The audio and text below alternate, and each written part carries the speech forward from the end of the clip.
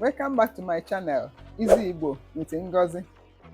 In my previous video, I did the proverbs, Igbo proverbs, Ilu Ndị Igbo. In today's video, we are going to do Akpaa okwu, the idioms in Igbo language.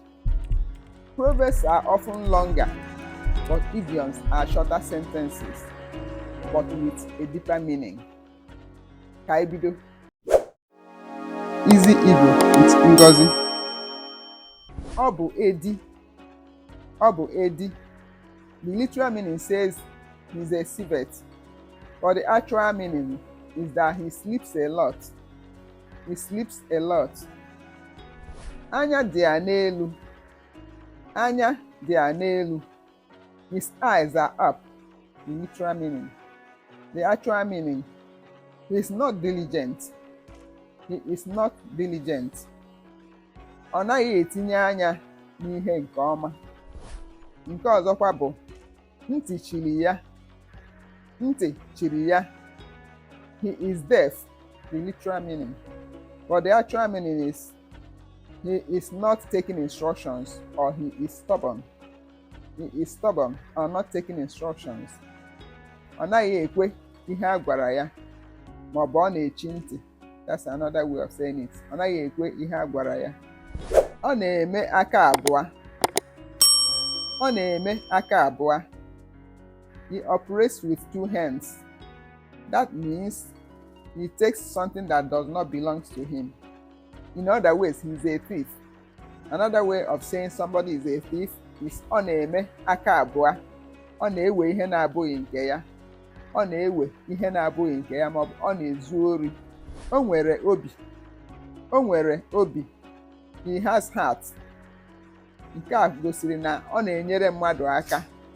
Mgbe a sịrị na onye ahụ nwere obi, he helps people a lot. Afọ tara ya mmiri.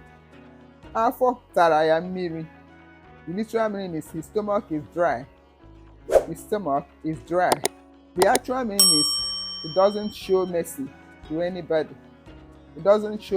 to anybody. Chioma nwụọkwa n'aka wee bịa.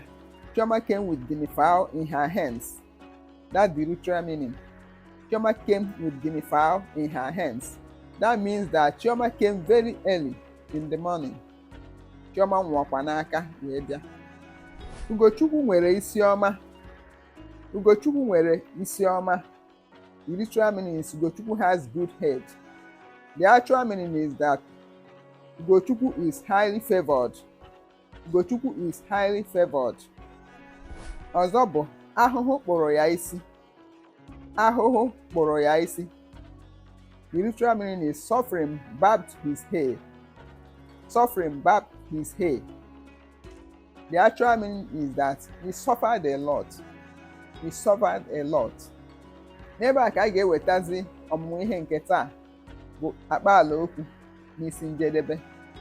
Give two idioms in your own dialect. Give two idioms prevalent in your own dialect. Write it in the comment section. Don't forget to like, subscribe and share my channel, Easy Igbo with Ngozi. Ka emesịa, ka ọ dị oge ọzọ.